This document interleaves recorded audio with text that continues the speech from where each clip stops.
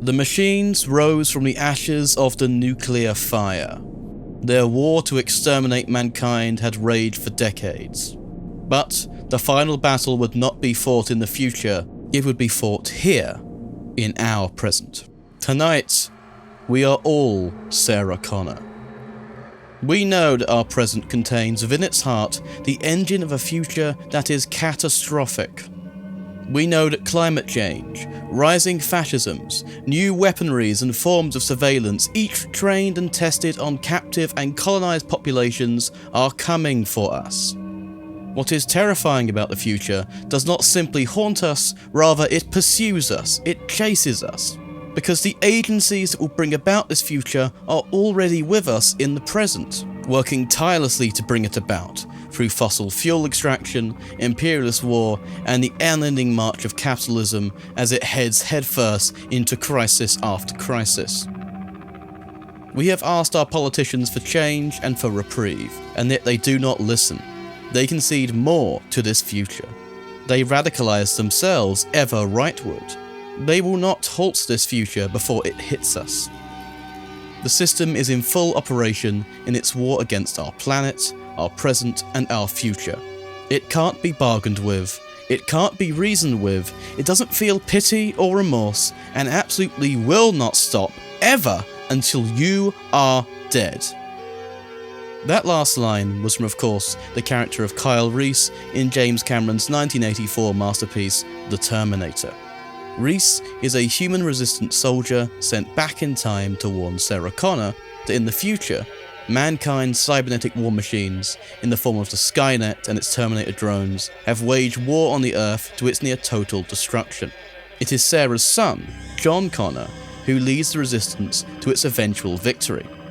But not before the machines sent an agent of their own back in time to kill Sarah and prevent the victory of man over the machine. As anyone who has seen Terminator knows, Sarah does indeed succeed in fighting off the Terminator. But the central premise of the entire series of Terminator films remains the same. There is always another Terminator coming to destroy the resistance in the present. It must prevent the future victory of resistance in the present, or the present victory of resistance. By the time of the second film, Terminator 2 Judgment Day, Sarah Connor is fully radicalized. She knows what is coming, and she is militant in her attempts to prevent this future from coming into existence. She will not leave the job of defeating the machines to her son. She does not resign herself to any fate regarding the eventual victory of resistance. Rather, her knowledge of the material conditions that produce this awful future have radicalized her. She has embraced her situation not as a passive observer, but as an agent active within history. She is fully conscious of the power that the present has over the future. Sarah is not treated well within her own present. She is medicalized, incarcerated as insane, and all the while the products of the same world that produced Skynet, the Terminators, are still in hot pursuit. She cannot look away, she cannot return to her old life, because she has achieved a kind of historical, political consciousness. Now we, unlike Sarah Connor, do not have any dashing, time-travelling gorillas to tell us of our future. This is true. Yet, our future does not need to reach back to us in order that we may see it coming. It is instead already before our eyes.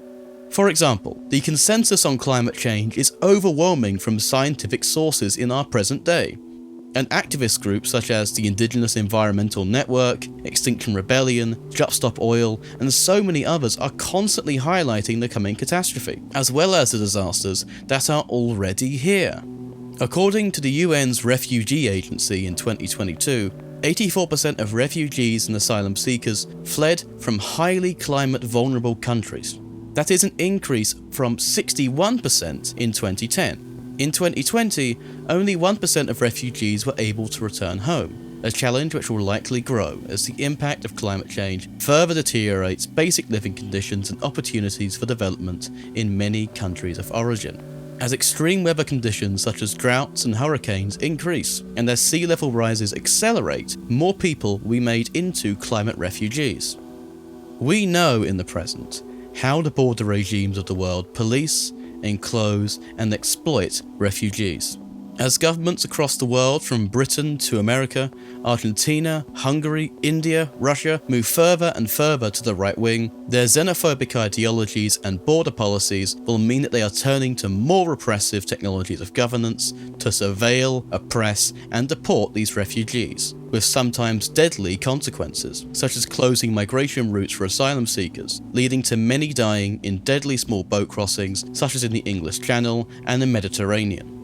Any new techniques and technologies that will eventually be deployed closer to home within the Imperial core will not come from the future, but from our present, at the borders, at the margins, and in those places where these technologies are tested in neo-colonial forms of apartheid, and in those regions where our material wealth is extracted and stolen, the same resources that fuel the climate crisis. Our Kyle Reese is the Mediterranean, it is Congo, it is Gaza. To darkly invert the words of William Gibson, the future is already here, it just isn't redistributed yet. We know it is coming. If we are to let this radicalize us, then we will be Sarah Connor. This future, which we can see in the present, it doesn't just come to us directly, but by means of an other machine. Media's machines, social machines, or otherwise. In the global north, we can risk ignoring it, but it's a harder ignorance than ever to maintain. There is always that radical contingency which breaks through, and it will break through with an ever greater intensity as solidarity spreads like wildfire throughout our public discourse. This, as the futurist novelist and theorist Carl Neville writes, is the true lesson of the Terminator.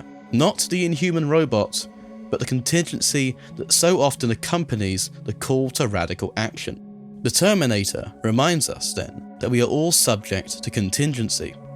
Our lives can be ripped away from us at any moment, and the call to take a stand may well seek us out. We all exist somewhere along a continuum of historical, political, and ethical commitments, capable of being pushed into a deeper and more active engagement with our times, depending on the circumstances. This radicalization is of course ambiguous, and this ambiguity is another filament in the cloud of dread that descends when we are obliged to consider history, its trajectory, and our response in the face of its demand. It is this central human problem and our lingering, though diminishing, capacity, at least in affluent countries, to look away from or sidestep it that the Terminator addresses. Sarah Connor's inability to go back to the life she had before, or to avoid the structures of the new life she sees coming, is what forms the core of the Terminator's greatness, and gives it an enduring resonance over time and across cultures, anywhere the problem of the future looms large. How we will respond in the face of our present future is up to us. And this us is a global us. We have no guarantee of a global John Connor. At least not in any individualist sense. Terminator is ultimately limited by a heroic narrative that places the burden of victory on a single individual. Yet, at the same time, this individualism is undermined by the fact that John Connor is not an historical inevitability, nor is he any kind of messianic Superman, but rather he is a collective endeavour, a spearhead of the resistance brought into being by the militant unity of present, past, and future that is the historical force of a radical consciousness which chooses life over systemic, digitalized death, and the world which has made and is making such apocalypses possible. If we are all Sarah Connor, it is because we simultaneously are participating in a new becoming, in a revolutionary, radicalized mode. We are within the flux of a becoming John Connor. Long live the resistance.